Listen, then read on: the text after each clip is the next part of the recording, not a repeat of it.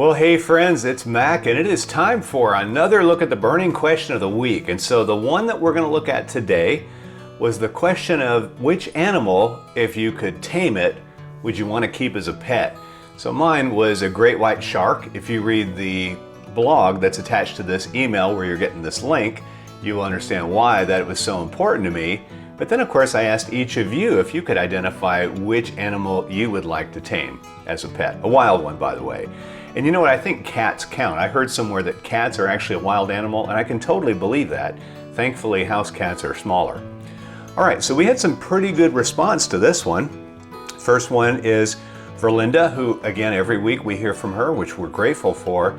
She says, my wild animal would be a tiger. I love cats, and our zoo here in Memphis has a plaque with wording to the effect that when you have a cat, you're in the shadow of a tiger. My second and third choices would be an elephant for their familiar nature as they take care of each other and grieve their dead, and a dolphin for their beauty and intelligence. For Linda, you're going to need a bigger backyard, I think, with all those, but it's a great selection. All right, Danielle. She says, hi Matt, great story this week. Love the lesson. Think it's awesome that your choice is a great white shark because I love them. And I guess Shark Week was, what, a month or two ago? That would be my close second, but my first will always be a hippopotamus. I love hippos and joke to my husband all the time how we're going to get some. Ha ha. And so I did ask a little question about lessons you want to pass along, and she's brought these as well. As far as the lessons that have gone with me since I was a child, I would say either to not lie or to truly work hard.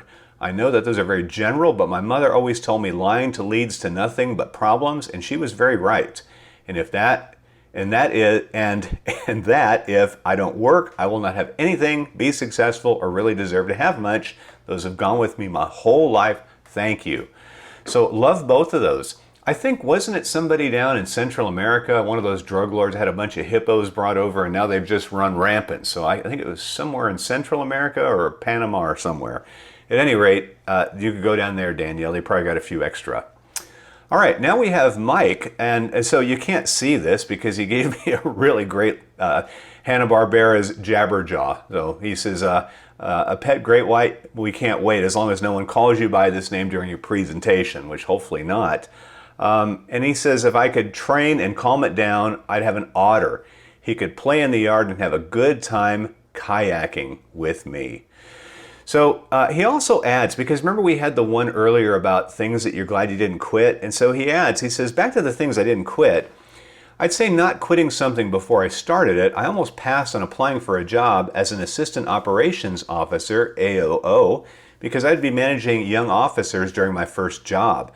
That first job was almost all negative and a reward was not being punished. A few positions later, I was told I should apply for an open position and almost didn't. That would have been quitting before starting, so I applied and got the job. It turned out to be the best job I've ever had. I learned more 2 years than I have in much longer period. The main reason was I worked for someone who studied leadership. He wasn't just promoted into it, he studied it. He was self-aware and worked at it. I got advice about writing performance reviews and other personal interactions, but the best piece of advice was, don't get into a pissing contest with a skunk. It was a lesson about influence and authority, somewhat similar to you can be right or you can be happy. So lots of words of wisdom. Mike, thank you for sharing those with us. All right, now here is Rob, who is giving us more stuff, which is great because I love chatting with him. So this is my friend Bob Rahal. He says, another greats story, Mac. Thanks for including me in your video notes. I think the best advice I got and continue to give in this day and age is to have a good work ethic and try to have fun at the job site. Not always easy to have fun at jobs that are monotonous and sometimes boring. One time I was stocking paper products on the shelf at a grocery store and pretended it was an Olympic event. So I went as fast as I could and did the fake fan yelling under my breath. I got a little loud and some strange looks from customers. I was able to amuse myself and make some fun out of a tedious function. I guess an animal I would like to tame would be a lion, for selfish reasons. I would dare people to mess with me. I got bullied a lot in school, so I think it might come from that. Plus, I'm a Detroit Lions fan. Take care. And the Lions are definitely showing signs of life, so thank you, Bob, for submitting that one. All right, here is Heather, again, another regular. Hi, Mac. I hope you're enjoying the fall season and gearing up for Halloween. We're decorating for fall at work, and later this month we'll have a contest for best decorated office space and best Halloween costume. Looking forward to that. It is truly the happiest time of the year, isn't it?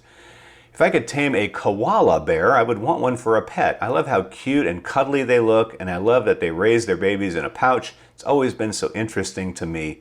So actually, I found this out when I was stationed over in Australia. They're actually not bears, they're marsupial, same family as the kangaroo, which means they stick their infants in the pouch, right? But I'm telling you, you see those pictures where they're holding you? I've had it, and they dig those claws in. So when they took the thing off me, man, it almost drew blood in my arm. So they're cute, but I don't know. I think cats are better personally, but definitely give it a try. Go to a local zoo. I'm sure they can let you pet some there. Last is from my friend Vince, and he says, love your story of being fired. Wow, that's a hard message from your father to you. Being fired from a job or losing a job is so difficult. I've done some career coaching for people in a job search, and it's traumatic when people first lose their jobs. I find that many people need to process the loss first and go through the steps of grieving to get to a point of resolution that they accept, and they must get to that point or will never move ahead and will not have a good job search. Let's see, sometimes talk about job search process. As I learned early on, I did 4 job searches, that you need to get your anger out quickly and then move forward. No new company wants an angry employee who's carrying baggage from an old employer. Stuff happens. The new job search is a time to reflect, make new friends and connections, and really grow yourself as a person. I always try to focus the person I'm coaching to realize, while this is a rough time of life, it's also time to expand yourself, ask questions, seek help, create new experiences. Yes, being fired is rough, but like you said, it's a time of rebirth, growing, and taking a chance on yourself. Thanks for letting me talk about life with you. Stay blessed and enjoy the weekend. If I can ever help you, let me know. It's my friend Vince Barnes. By the way, if you're looking for great HR consulting help, let me know. I'll connect you with Vince. Thank you all for sharing. This week's burning question is about the book that when you read it absolutely changed your life. The Great White Shark story will be evident from that, so you can enjoy that. If you like being part of the Inner Circle, tell your friends about it. All you got to do is go to thebossbuilders.com/inner circle, and you'll start getting these weekly emails and discounts and free stuff as well. Hey, thanks so much for being part of our group. I'll see you next week or maybe the week after. Depends on if I'm back from travel, but we'll talk soon. Have a great week. Goodbye.